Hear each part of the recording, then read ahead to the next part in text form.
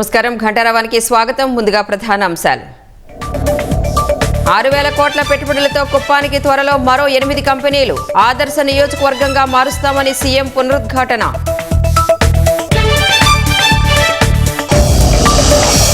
పేదల సేవలో కార్యక్రమాల్లో పాల్గొనని 48 మంది ఎమ్మెల్యేలకు నోటీసులు. వివరణ తీసుకున్న తర్వాత చర్యలకు వెనుకాడబోమన్న చంద్రబాబు.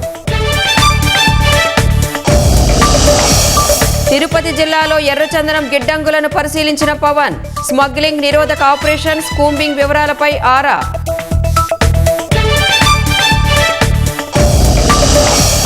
జంగల్ రాజ్ను ఎన్డీఏ ఎందుకు అంతం చేయలేదన్న ఖర్గే. బీహార్లో 20 ఏళ్లుగా అధికారంలో ఉండి ఏం చేశారని ప్రశ్న.